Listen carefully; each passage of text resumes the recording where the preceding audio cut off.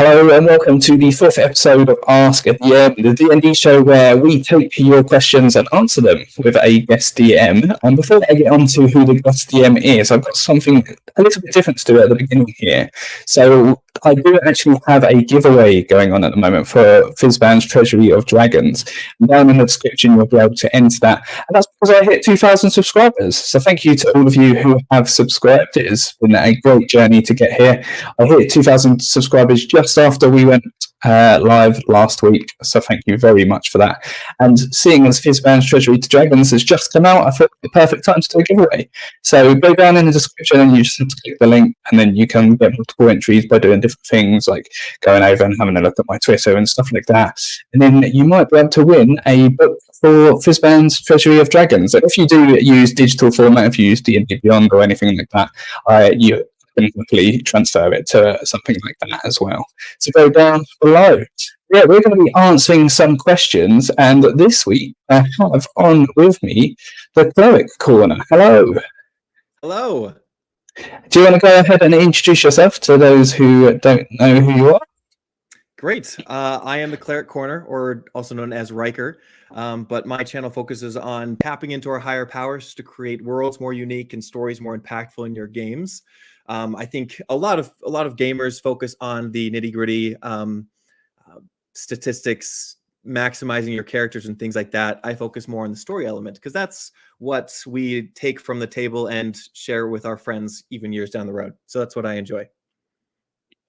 Perfect. And if you do want to get your question answered by us, just make sure to put question before you put it in the chat for those live viewers.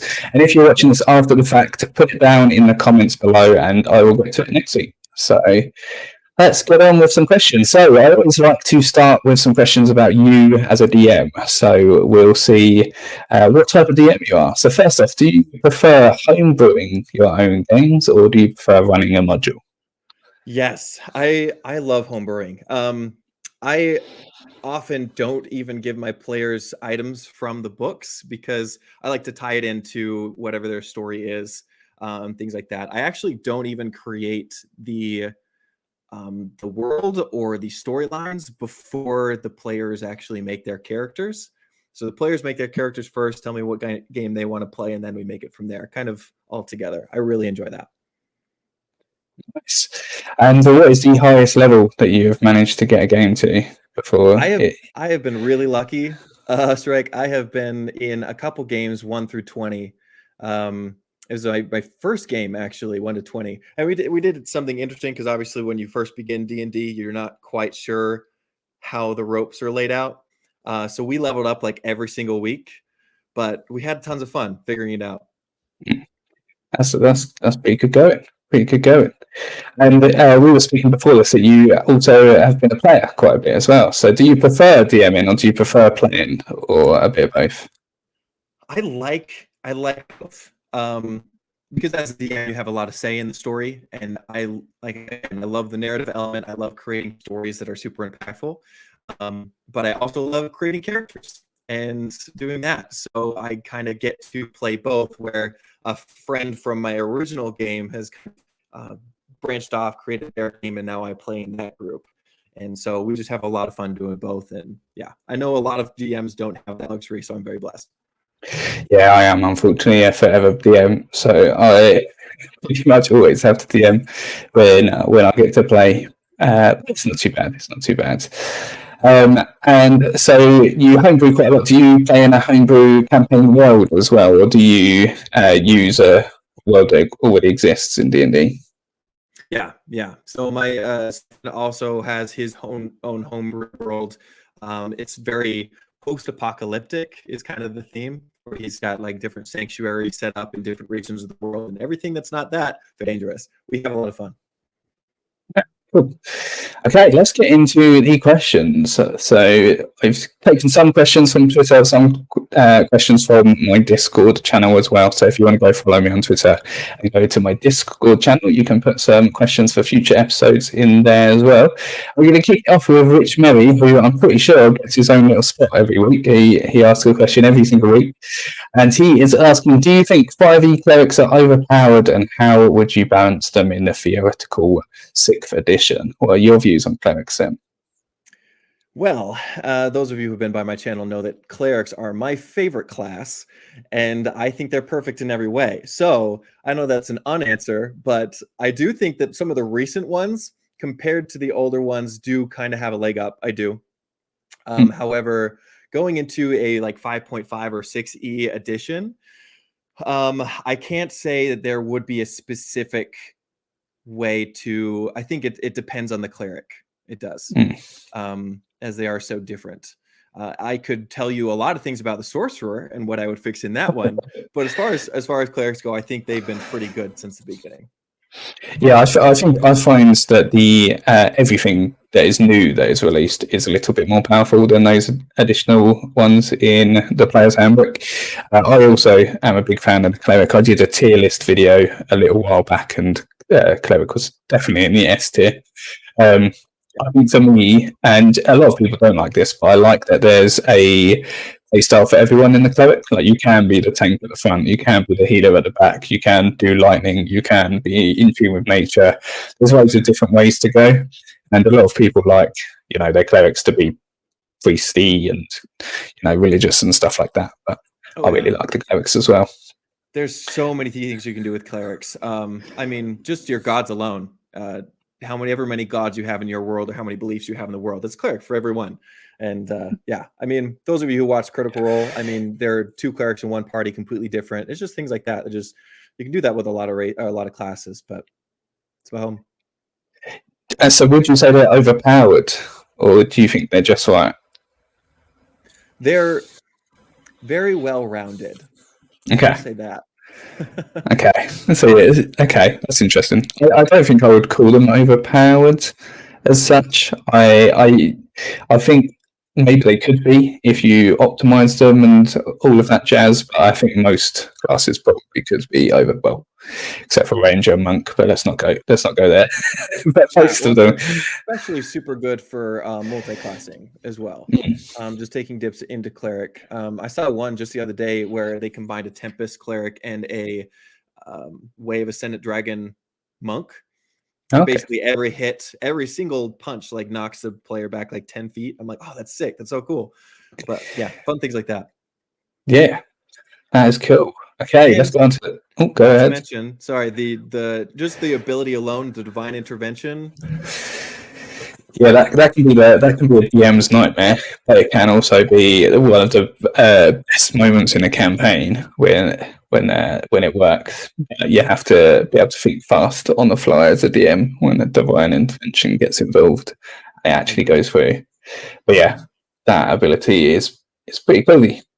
Right, on to the next one. So what do you do if a player asks you a question that you don't have a prepared answer for? So. Ooh. I didn't actually write who this was from, but this was from Twitter. Yeah. What do I do if a player has a question that I don't have prepared? I'm assuming this is like in-game where they ask me a question about the world or about what's going on. Yeah. Usually I generically know my world enough that I can kind of make it up, because that's kind of what I do. If there is a moment where I absolutely have no idea about the answer, I'll tell them straight up. I'm like, check back with me next week when I know. Okay. Yeah. I think that's a pretty good tip as well, because especially new DMs, I think they think they have to know everything about their world and about the rules and stuff like that, when you really don't have to, especially when you're new. You have so much to learn as is. You can't expect to know, the brand of shoe polish that someone's just bought from the shop or something stupid like that. So yeah, I mean, your players know that you're not perfect, or at least they should, and as you would know that they're not perfect players, right? I've been like, sometimes I've been like, well, what, judging on what your player knows, what do they think about this thing that you asked about? And they kind of tell you in some way, and either you're like, oh yeah, that's the thing, or you can take that and run with something different. Yeah, definitely. I do that with monsters that are sort of don't exist in our world, but are known in our world, so like a werewolf or a vampire. If they ask what my character know about vampires, I say everything that you know about vampires in real world culture is what your player thinks in the world, and that's quite a good way of getting around it and not having to sort of spoon feed every bit of information to them. quite often just make stuff up if I'm not prepared for an answer and then deal with the consequences later. So it's probably not the most ideal way of dealing with it, because sometimes it opens a rabbit hole and they now want to go and find out about this other thing that I've made up on the fly, and now I have to write up a whole different side quest for them to go on it. Yeah. I quite it's fun sometimes as DM to have to improvise and make stuff up and go with it on the fly. For me, anyway. We had a pretty big thing happen in our campaign recently. We had a player death, which is also never fun, but also very interesting. And the question came up, it's a seafaring campaign, is like, are diamonds readily available for resurrection and things like that? And if they are, is that a service that, you know, churches or things provide? And I had to kind of figure out, like, well, churches aren't a big thing on the islands, neither are diamonds.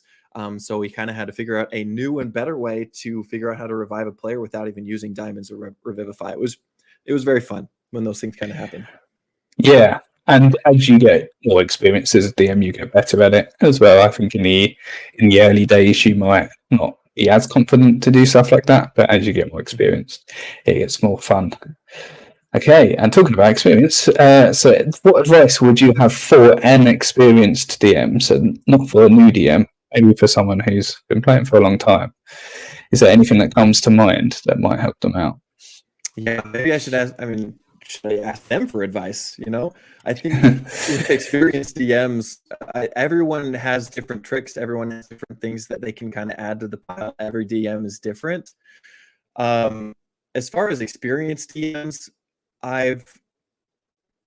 one thing that I've seen is a lot of people are stuck, and not this is a bad thing. This is a complete game or play style where DMs are very, very focused on the lore and how to play D&D, right? That they don't kind of go outside of that. Where I've really enjoyed kind of taking what's already there and expanding on that or completely changing on it. I've seen some careers that like take goblins, and instead of the lore that goblins now they're actually oozkin, and then they only create or only become the form of a goblin during the daytime. I'm like, oh, that's a cool, interesting way to look at it. But there was more that goes into it. But yeah, just getting creative, because when people go to your game, they're going to your game. They want to play Dungeons and Dragons. So many other people play Dungeons and Dragons. You can find a D&D game anywhere. But what does make your game unique? What makes it, when they go to your game, what are they going to find? What flavor are they going to feel? And what are they going to experience? Right? Because I feel like with any D&D game, they're playing less the game and more the DM, if that makes sense. Yeah, definitely. I really like that, actually. Each table is different, and maybe trying to self-evaluate what makes your table different is a really good way to think about it. So I really like that. I would also say for experienced DMs, especially DMs that have played across multiple editions, I do think some get stuck in their own ways and they think, oh no, this is the correct way to do it. So I would say a little bit of advice is experiment. Just try something else, and maybe you were right, maybe your way is better, but maybe doing initiative in a different way is better, or maybe doing criticals in a different way is better. And there's so much content. Like, obviously we create content on YouTube, but you can go and watch people like Critical Role, like High Rollers, like there's loads of them out there. Just go watch and see what their table is like, and then you might be able to pick up some new tips from them as well. So yeah. Like the whole world of water world, or make Giantkin the hierarchy of your world. Like, yeah, go crazy. Exactly. Okay, cool. So is there something that you're consciously trying to improve on as a DM or a player at the moment? Oof, so much. I'll start with a player. As a player, I wanted to experience the character than a battle. I always like to try things that are not myself or new things that I haven't played before. And I really have never played a super shy character or a character that really only speaks when spoken to, kind of thing. And it's really interesting playing out that mindset. So I always try to do that. And it's funny because my DM, he's like, are you okay? Like, are you having fun? I'm like, oh yeah, no, totally. It's just my character, she doesn't want to say anything, you know? So that's always fun.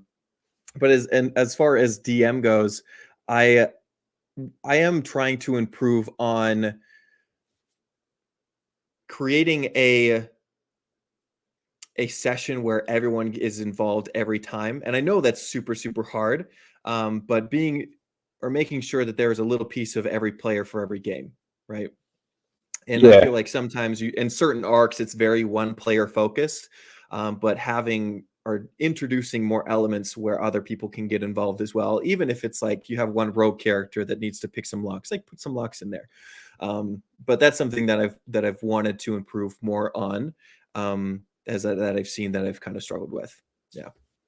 I think pacing as a whole and sharing the spotlight is always hard. It doesn't matter how experienced you are with DM, you always have to improve that. And you're right, especially if you integrate stories into your campaign quite a lot. Sometimes it can turn into a one-player show if it's their backstory that is being investigated at the time.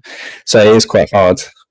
Yeah, well, you just have those certain players that are shy in real life, and allowing them space and feeling like they have space to be involved in things like that. I actually had another conversation with one of my other players. We had a session where we were killing magmins, like slaughtering magmins, and they're super low level, so like hitting one hit. We didn't even have a combat. We're like, okay, what do you kill and how do you do it, kind of thing. And so they were yelling out things at me like, oh, I do this and I do this, and I'm describing it. And it was so much that one player didn't have like an edge in to speak. And that's kind of what I'm talking about is being aware of those moments that are like, okay, you guys have had a turn. Oh, wait, what do you do in this moment, kind of thing. So, yeah. Yeah, and I find for new DMs, it's good to actually voice that at the table and ask your other players for help. Like say to your other players, can you make sure everyone has a go? And then they consciously understand, because I have one player actually who's extremely good at trying to include other people in the roleplay dialogue and stuff like that. They'll be talking, and then they'll say, like, as their character, "Oh, Pauline, what do you think?" And we'll include the other players and get them involved, and that's like golden if you can get a player who's going to do your job for you, basically, but help you share the spotlight. You want a whole table of those kind of players, honestly. Exactly. That's fantastic. One thing I'm trying to improve on at the moment is the pace of combat. I don't enjoy how slow combat can be sometimes, so I'm trying to work out ways of dealing with that. One of my games, we're running Curse of Strahd at the moment, and they were fighting the hags in the windmill, and I didn't realise how it's a tough encounter, and I didn't realise how many hit points hags had. They had like 117 hit points, I think, and they're level 4, so they're only hitting for like 6 damage per time. And I was like, this is gonna take a while if we just decided to on the fly change some things up to make it go a bit faster.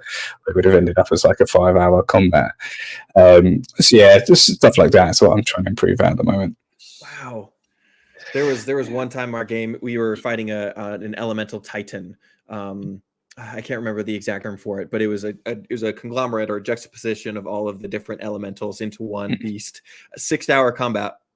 It was the longest thing, but man, like we really felt the drudge. We felt like we were just keep pushing. We were at the point where we were just sending out cantrips at that point. And I don't know, I kind of like that where it's just you feel it's a long time for your players. It's a long time for you within the game. So yeah, it's definitely getting that right. But there's room for it.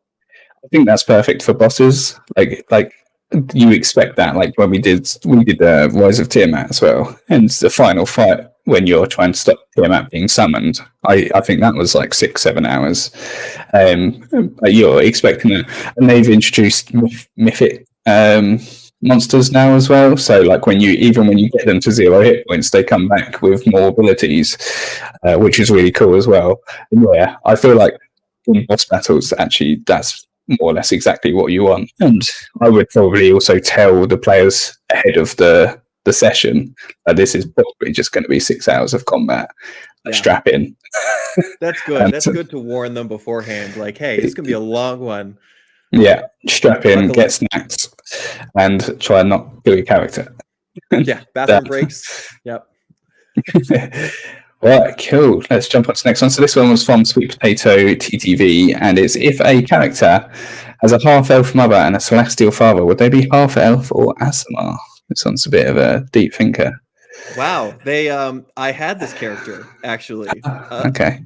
It was actually surprised by the DM. So Y was a half elf, but I knew my father was the human and my mother was the elf, and my father apparently lived longer than he should have, and turned out he was a celestial or an Okay. Aasimar, I guess would you say. I was a half elf, but it honestly, I think it would depend on what you choose in your game, right? Because every game is different. It would be literally half elf, half SMR, right? Where your half bit is your half elf. So yeah, use a different stat block, custom lineage, go crazy. Yeah, that's the sort of approach I would probably take. Well, if they wanted to be one or the other, if they wanted to be half elf, then yeah, sure. If they wanted to be Aasimar, yeah, sure, that's cool. But yeah, this looks like quite a good opportunity to create your own stat block, which has like whatever flavor you want in it, and sort of make it yourself. Or well, you obviously use your DM as well to make it. And yeah, I think you could probably make something quite cool there. Sort of reminds me of Peter Quill from Guardians of the Galaxy a little bit. Yeah. I know his mother wasn't an elf, was a human, but you could make some cool character like that finds out later on. They're actually, yeah, well, things like that, it just awesome. creates an incredible story, and it's like within the like Dungeons and Dragons, you have a very good reason to be the one that's like saving the world or going out there and being a person of interest, because you do very different at that point. So you attract a lot Yeah, of eyes. definitely. A question I didn't ask you in the beginning bit, but it's probably quite good to know. How much do you include the backstories of your players in the actual campaign story? Would you say? If I can, 100%. Like they are there to play their character, right? Not to play my game, if that makes sense. Hmm. Me as a DM, obviously, I can put in my stuff wherever, whenever, and have fun doing so. But like I said at the beginning, like I take the campaign and I don't make it until after they create their characters. And each arc is kind of dependent on what they choose. I also don't make like BBEGs. I don't plan them out. There are definitely evil characters in the world. There are Okay. definitely bad people. But it depends on kind of who they tick off, who they kind of go up against, who they choose that they don't like, kind of those kind of stuff. That's really interesting, actually. I have recently started taking the Mick Coville approach, where he sort of explained that he gives them three options early on in the campaign, and then their how they react and their actions then chooses the big bad for the campaign, pretty much, and then they go down that road. Yeah. So yeah, it's interesting you do a similar sort of thing, because I think a lot of people start with the big bad and then go backwards. Yeah. Which is fine if that's how you want to go. But I've had it a few times where someone that was just supposed to be a mundane NPC and not be very important, they ended up getting really annoyed by them. So I was like, oh, how can I use this to annoy them even more? Yeah. And Cool. I got one. yeah. So that is a good little tip there as well for any new DMs out there. And it's not like having a BBEG is bad. Like that's like have one if that fits your game. Like my first level 1 to 20 game, like we had a BBEG and they knew it from the beginning. Like they knew it from the beginning to the end, like the whole campaign. And it was so much fun. There are definitely big bad guys that you can reintroduce even at the beginning and have them be a constant presence, that your players will also love. Yeah, definitely. Okay, cool. Let's go on to the next one, which was this one. So, Alchemist Club over on Twitter said, "What's a question, concern, or frustration you have with a common D&D trend or idea?" Does something come to mind here? Yeah. I kind of mentioned it again at the beginning. Min maxing is not my favorite. I've done it. I've done min maxing in like one shots where we're like, okay, now you got to bring the most broken character, and it's so fun. However, I don't like to play the game with that in mind.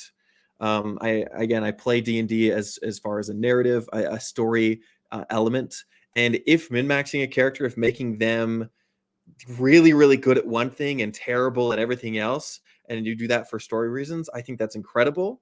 But I do a lot of things with my players that maybe aren't optimal, but create an incredible story.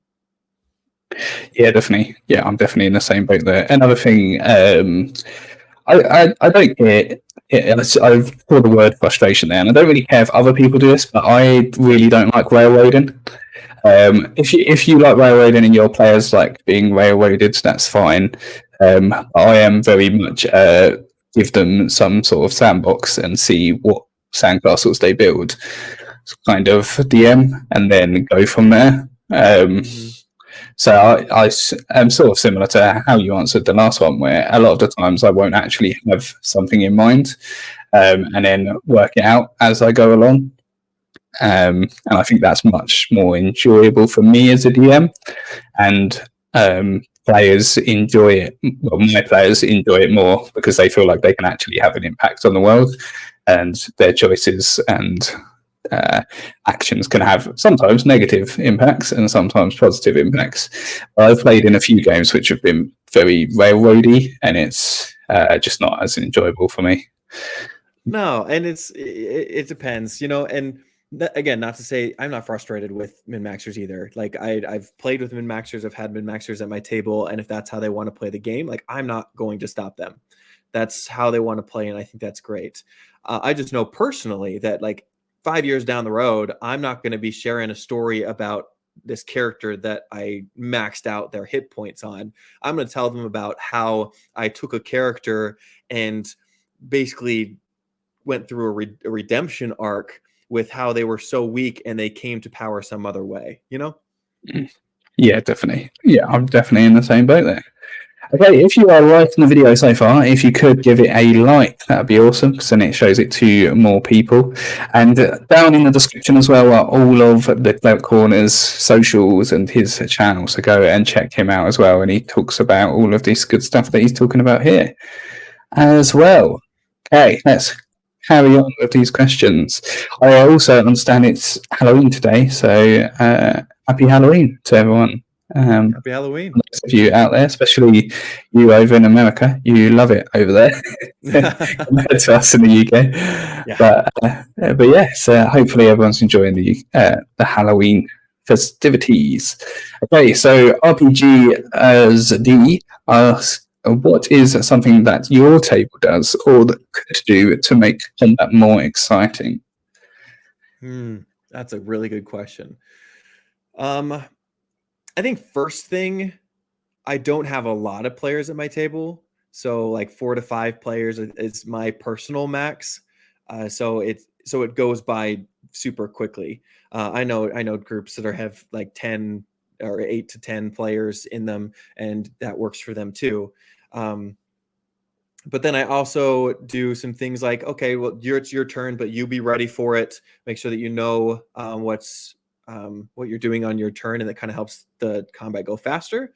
But as far as more exciting goes, I always make the map or whatever they're playing in interactable, like things that are happening, things that they can go and like jiggle with or do. Like there was one fight that my players had in a fire giant well, like a well of a fire giant with lava at the bottom, and they were fighting like fire elementals, but they were buckets hanging from the ceiling, like giant buckets, where they didn't end up doing it, but they could have like shot one down or untied some chains and have them like drop on those things. So things like that, where just make the combat more than just their abilities and other things that they can do and interact with. Yeah, that I was going to bring up the envelop. What's the word? Where there's different elevations. That's what I'm looking for. Elevations in combat as well. That's always quite fun. So there's people that are high up. There's water. There's lava. If you're in that type of place, all different sort of environmental things. I also think difficult terrain isn't used a lot. That's something that can add quite an interesting element as well. And then the other thing that I have done relatively recently that's been very impactful is, especially if your players are fighting a humanoid creature, have them have dialogue while fighting. So it doesn't end up, I hit them with my sword, I do 8 damage. Cool. I hit them with a cantrip, I do 2 damage. It's have them like shout back at them and shout orders to the other people and stuff like that. And it makes it more interactive. And going back to the big bad thing we were speaking about earlier, it makes them hate them more if they're like being a bit cocky with what they're shouting and stuff like that. Or maybe it makes them feel sorry for them if they kill a bandit and he shouts to his other bandit friend, "Oh, make sure Irene gets that letter I gave you if I die," or something like that. It can make it a lot more real, I would say. Yeah, like interactable role play, and I'm so glad you brought that up because that is huge. Like make it so that like an enemy, if they say, like, they'll give the reason for the enemy or you guys, the party, not to fight them, right? So just in case my players are watching, but there is a character that if they would have fought them, they would have said, "Oh, you like if you kill me, this bad thing is going to happen," which it will. But using that as an incentive, like, "Oh, shoot, maybe we shouldn't kill them. Maybe we should tie them up or do some other things," like things that will second guess in the player's mind their actions. Is, I think, big in combat. Yeah, that reminds me. We had a time a while back as well where they was about to kill someone, and then he shouted, "I know where your daughter is," because the daughter had been kidnapped, and it was like a moment where everyone, even like the barbarian, was like still just gonna go and kill them because they're a barbarian, and the rest of the party were having to shout at the barbarian, not finish him, and it was just a really cool moment, and then it also made them hate him absolutely more because he sort of took them for a bit of a ride and finally did reveal the truth behind it all and stuff like that. But it made it much more impactful than if they just killed him and that was that. They get on with the next quest or the next part of the campaign. So yeah, taunt your some players. tips. Yeah, there you go. Okay, so so we have in the chat we have how to D&D as well, Fred. So hello to you, saying hi to us both. Thank you for swinging by. So where do you stand on strength-based intimidation checks? Other Jess Nelson is asking. Love them. Yeah, pretty. Sums it up for me as well. So yeah, I always add that rule in where you can use your strength for intimidation as well. It makes sense in my head. And generally, barbarians have poor charisma and should be good at intimidation. Yeah, or wisdom-based religion checks. Like, let's talk about that for a second. Clerics are obviously they're proficient in, well, most of the time proficient in religion, but yet religion is an intelligence strength or intelligence-based check. So yeah, I love mixing and matching things if they make sense. I even go as far as like spellcasters that may be flavored a little bit different, like a charisma-based caster cleric, if their power doesn't come from a god, but literally with themselves, much like the paladin. Because I think paladin and cleric are close enough that you kind of can bridge that gap where their magic is very similar. Yeah, definitely. Yeah, that's a good point, actually. I don't think I've ever thought of the fact that religion is intelligence instead of wisdom. But you're right. It makes sense to be wisdom for clerics because they should be good at it. Okay, on to the next one. Has your party ever been captured? Or have you DM'd a party that has ever been captured as well? I've never DM'd a party being captured currently. But I have been captured in a D&D game. We have. It was right at the beginning, so it was kind of the DM's way of kind of bringing everybody together, which I think is good, because if you try to capture your players, they are going to go down fighting. Like, they would rather die than be captured in most cases. So it hasn't been done well, obviously. But it was good. Yeah, we basically had just all drinking from a same cup, and it took us all out, and we woke up in a cage. And there's obviously, if you are going to capture your players, in my opinion, like, allow them ways to escape. Yeah. because they're gonna try. Yeah, definitely. I think what you said there's an important thing for especially new DMs to know is that if you're trying to do it in a combat encounter, they're going to fight to the death, probably. Yep. They're not going to lay down their arms most of the time. They might do if you outright say, look, if you just keep fighting, you're going to die. So think of a way of getting out of it. But even that doesn't feel good as a player.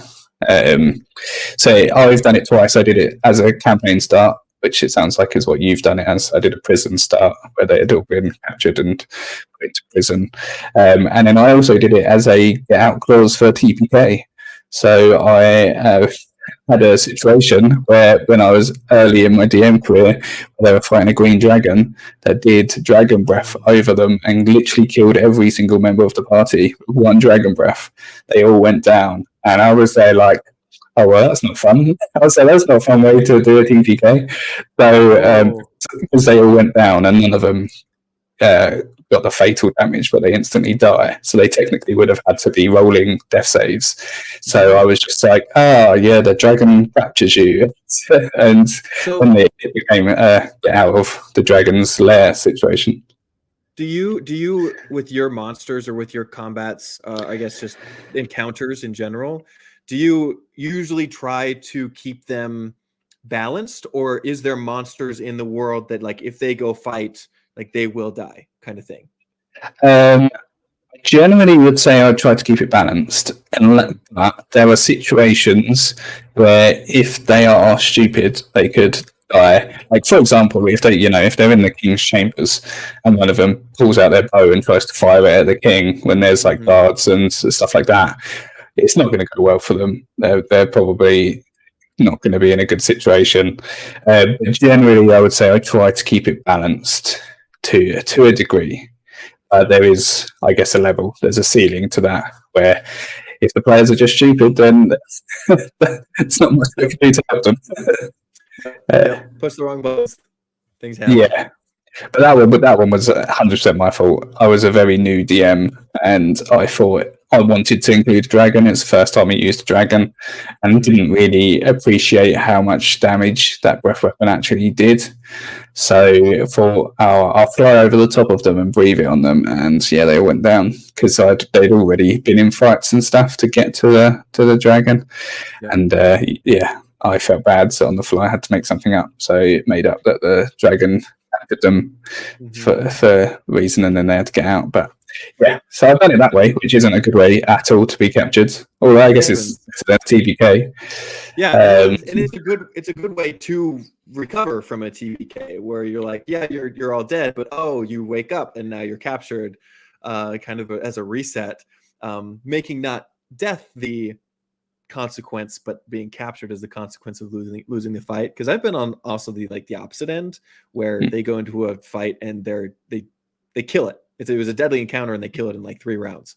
So I often tell my players, I'm like, okay, I'm not a perfect DM and the CR system isn't perfect, so you have to know that there are fights out there that you might need to run from, and they know.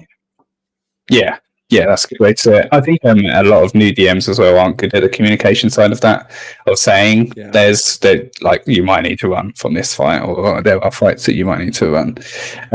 How to D&D as well, Fred brought up a good point there as well, where the right situation can result in a TPK, but it's usually the players making a risky choice, such as breaking some dragon eggs. Because if you're breaking dragon eggs and there's a dragon around, it's not going to be very good for you. And if it's a green dragon, like you said, there's usually more than one.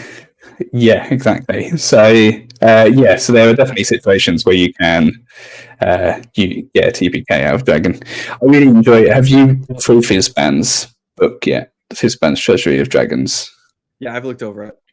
So there's a monster, I forgot what it's called, but it's basically they look like coins and they sit in the hoard, and then they do a mist that lets every dragon in a mile radius know that there's someone on their hoard.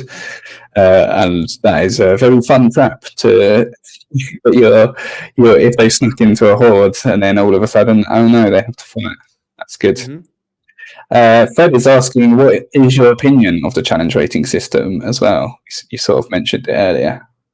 Yeah, I think it's definitely needed. Like it's a ballpark, you know, like it helps you kind of figure out where you are in there.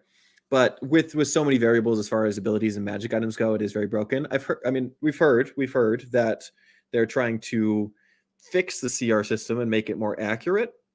I don't know how well that's going to go, but I definitely think it should be used as a guidance rather than a law.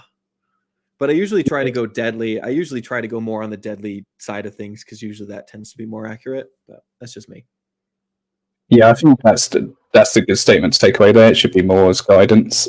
It isn't very good. It's quite off. I also find that with deadly encounters that are actually deadly, not just by challenge rating, you find your players get creative, and it is very rare that there's an actual deadly encounter. They can just run away. They can do this and that. So yeah, you can usually make it a little bit harder than you were originally expecting.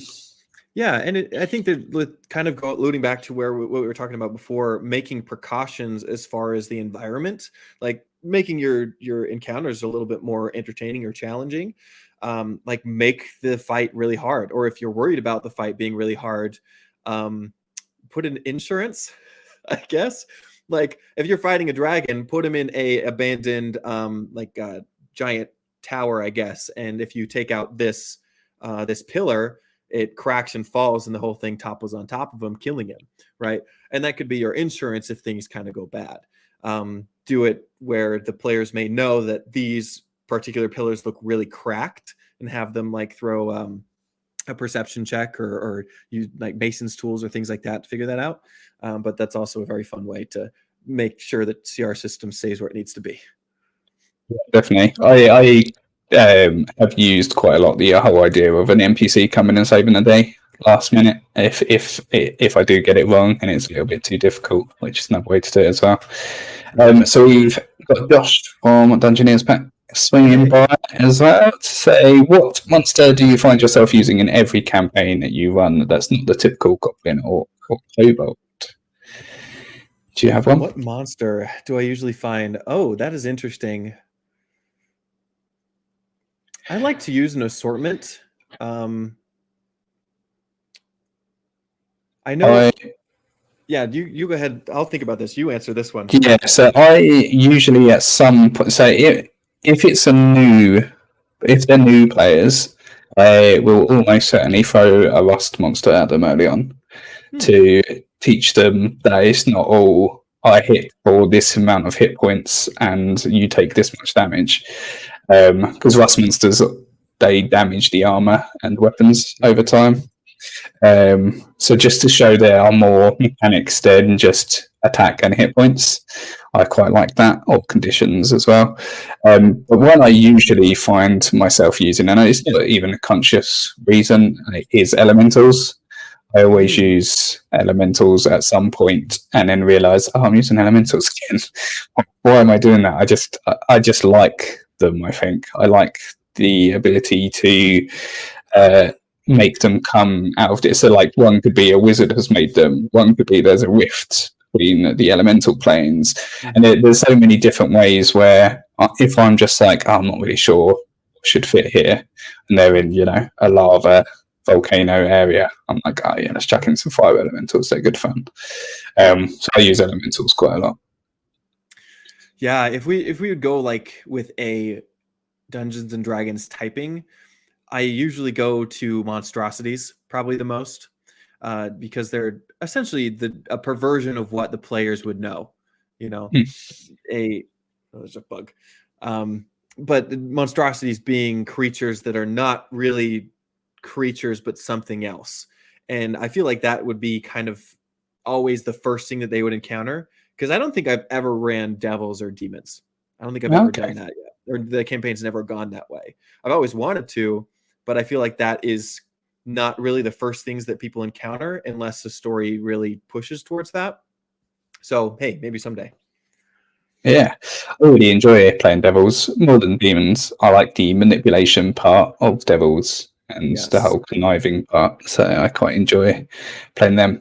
Another one actually that came to mind. I'm not sure if you would count this as a typical one, Josh, but Troll, like just because of the regeneration feature and the whole fire stopping it thing. That's quite a good one to teach players to have to think outside the box. Yeah, it's As interesting well. that he uses those 3 goblin, orc, or kobolds, because those are actually races in usually my campaigns. I usually don't put them in as monsters. Maybe they'll be helping out dragons or other monsters or things like that, but you'll see them like around town or things like that as well. Yeah, cool. And so how to D&D also said that there was never a monster measuring system before Wizards of the Coast, which is quite interesting as well. Oh. I didn't play before Wizards of the Coast, so wouldn't have known that. But yeah, so that's quite interesting. And we got Josh saying Troll is a good classic as well. It is. Cool. Right, let's find out where we were in the pre-made one. So we're here. So if you could have any one first level spell in real life, which would you pick? Ooh, that is a tough one. This is really hard. This might actually need to put up D&D Beyond or something. I can't think of one off the top of my head. If let us know in the chat as well, Fred and Josh, if you're around, which first level spell you would pick. I am gonna load up the spells and let's have a little scroll through. Yeah, people in the comments hit us with some good ones. Let me just chuck this on screen there. Bear with me. Oh, I need to actually share my screen. Help, wouldn't it? Okay, I'm going to just quickly scroll through on D&D Beyond and see if any take my fancy. I think it's actually easier for me to think of cantrips that I would like. I'd quite like mending and message. I thought about a couple of those. Yeah, but that's quite. Comprehend languages would be quite good. That could be quite good. Well, create or destroy water would obviously have quite a lot of good benefits in the world. I think I know what I would want. This might be again my cleric side of me coming out, but I think cure wounds would be so useful. Yeah, well, would it be yourself or other people? Yeah. Yeah, you'd be a very busy person, that's for sure. I guess disguise self could be quite a fun one as well. Which one? Disguise self. Oh, you can make yourself look like whatever you wanted. Just change your look every day and go from there. We got so Fred is saying comprehend languages, and Josh is saying bless or comprehend languages. Bless would be a good one as well. It's multiple people. If you travel a lot, comprehend languages is huge. Sleep for those people who have trouble going to sleep. Yeah. Check yourself to sleep. So Featherfall could be good for like a prank of just jumping out of a plane and then there's no parachute. So for a Featherfall, make everyone worry. Another familiar one, actually. Find familiar? Oh yeah. That'd be good. Silent image would be cool, just because that'd be good one. You're creating things visually where it would be nice for DMs too, just creating like an image of whatever you're portraying or trying to portray, and the players see it firsthand. As a DM, I'd probably go with that one. Yeah, definitely. Yeah, there's quite a few actually. After having a little scroll through, there's some that you could do a lot of damage with, but we don't. Because I wouldn't go with any of the damage spells, because hey, we still live in the real world, and that's not okay. Yeah, there's not until there are monsters running amok. We'll settle on the other ones.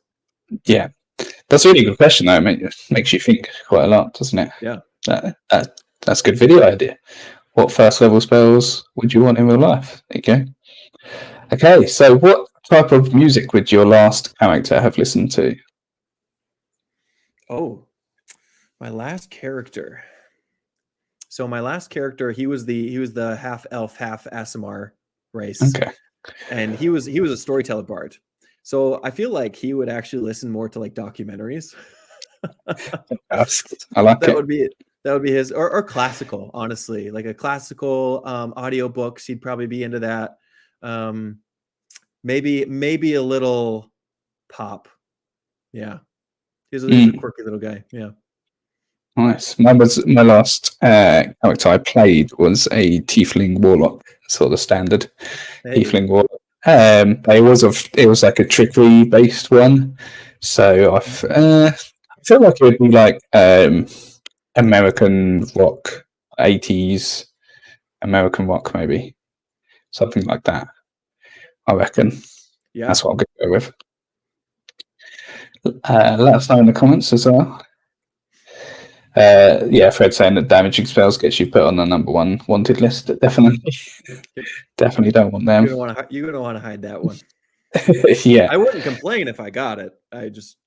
Well, yeah, it's still useful in some ways, I guess. So how much prep do you do before each session?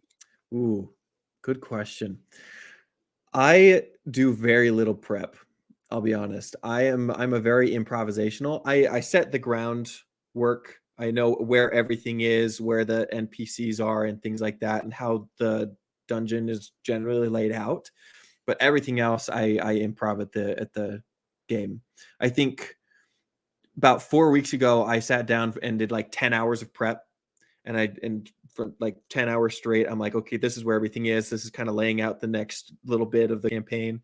And I haven't done any prep since. Okay. Yeah. That's good. So I like doing it kind of like that, but it depends on who you are. Yeah. I feel like my early days, I was definitely an over prepper. In fact, for the first session which I ever ran, which was for Village, I literally mapped out every single shop and every single family that lived in every house. So I went far overboard and spent far too much time setting everything out for that wasn't used. And nowadays, I generally stick to the rule of however long you think the session's going to be. I probably do the same amount of prep before. So if it's going to be a 3-hour session, I'll probably do 3 hours of prep. I quite enjoy making good-looking maps and stuff like that.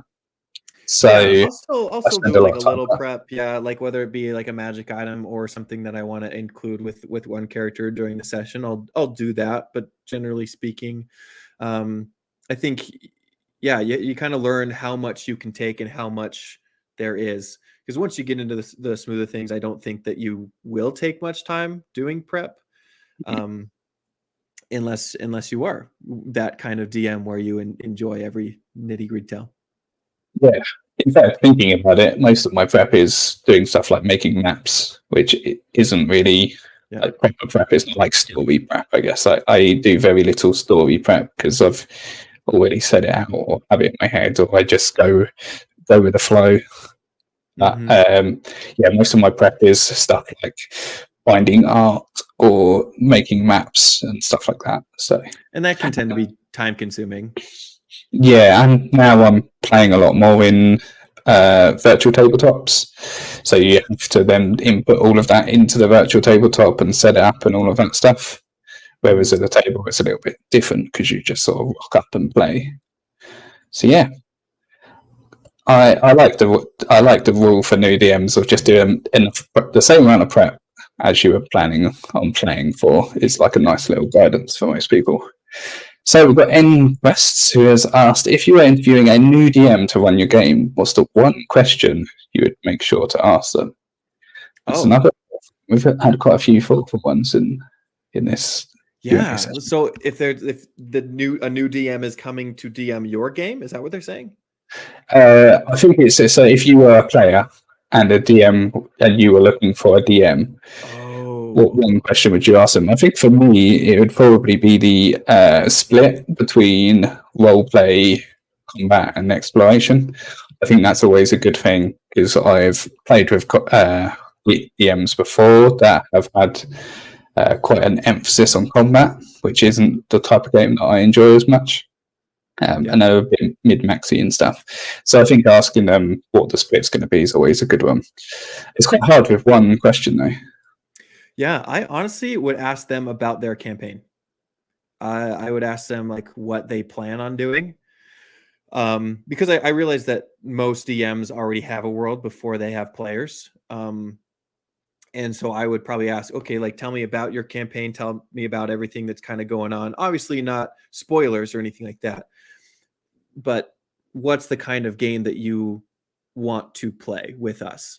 And I think that would be, and depending on not even what they say, but how they say it, like if they're passionate about it, if they talk about how they even mention like, oh yeah, but this is this way, but we can change that depending on what you choose.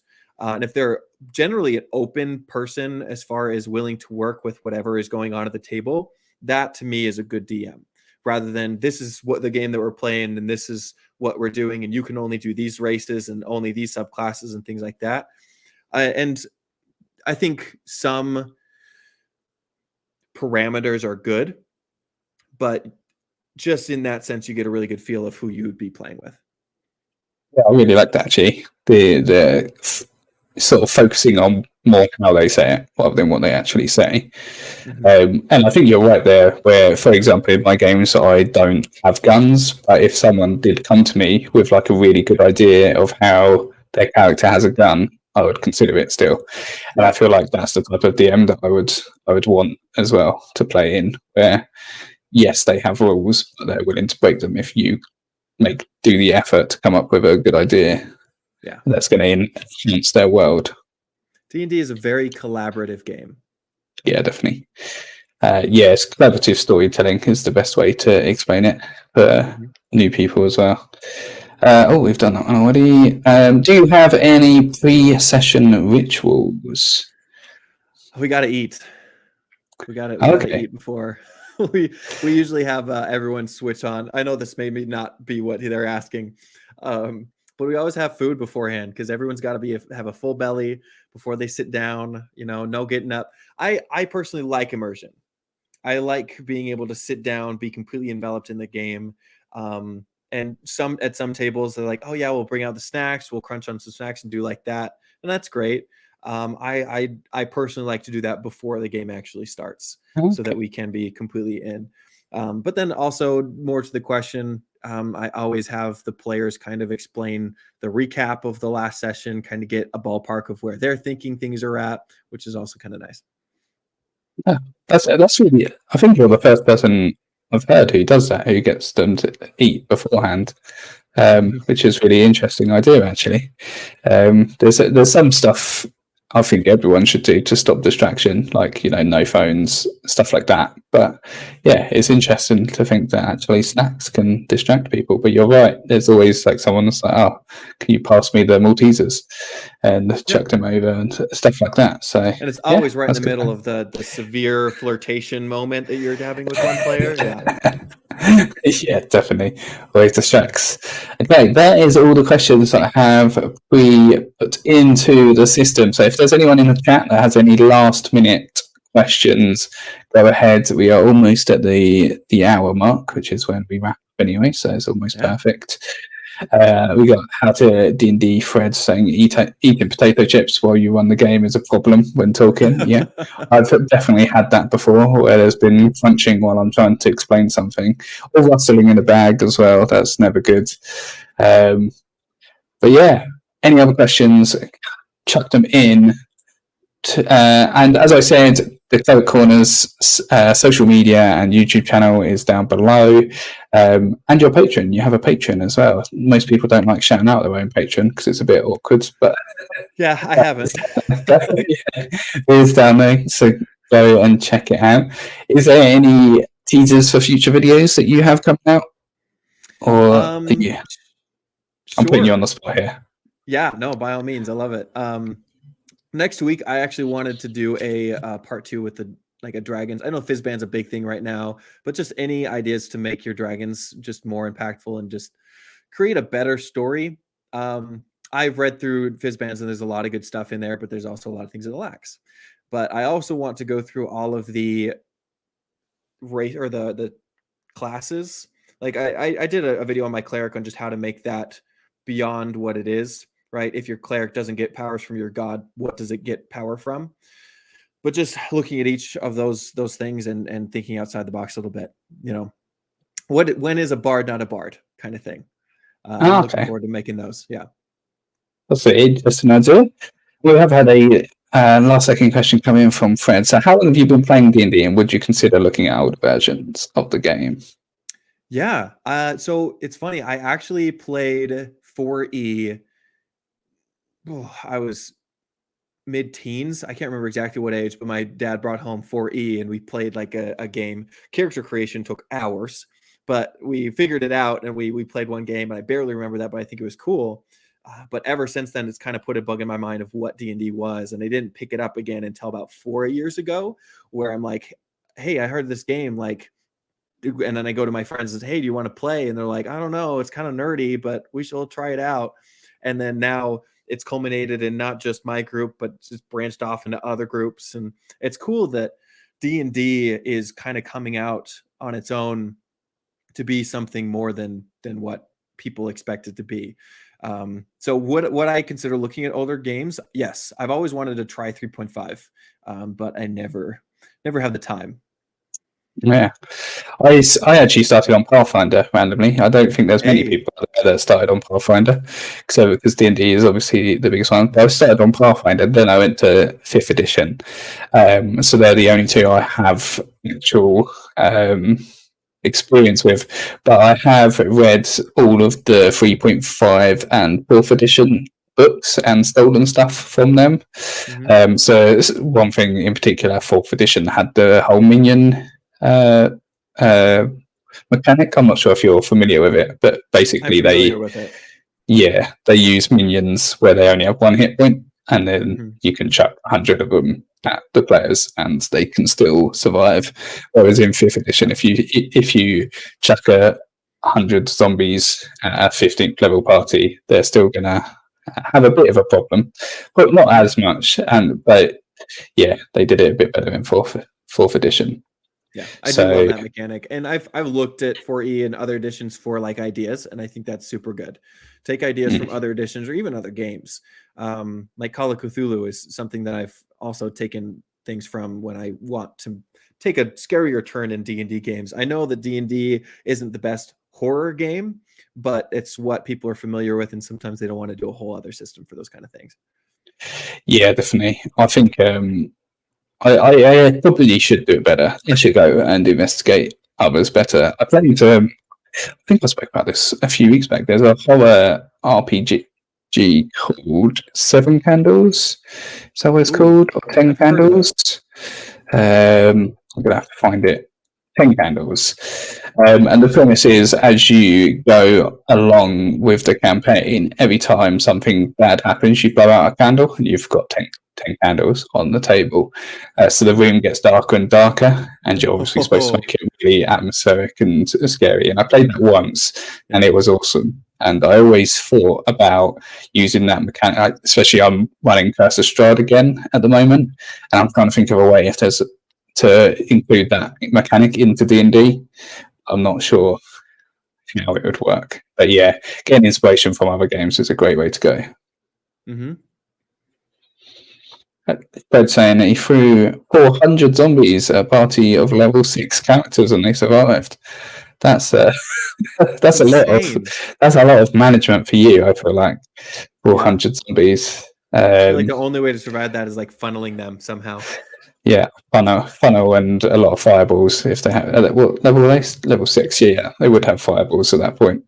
So yeah, just launch fireballs down the way. Okay, I think that's where we're going to call it quits then. Thank you everyone for coming along. Thank you for Fred and Josh in particular for asking a lot of questions. That was pretty cool. Do you want to let everyone know where they can find you? Yeah, you can find me on my YouTube channel, right? The Cleric Corner. See that down in the doobly-doo. But I also have a TikTok as well as a Instagram on the same name. But a lot of content that you can enjoy and still growing. So pay me a visit. Perfect. And we already spoke about what you've got coming out. So thank you very much for coming.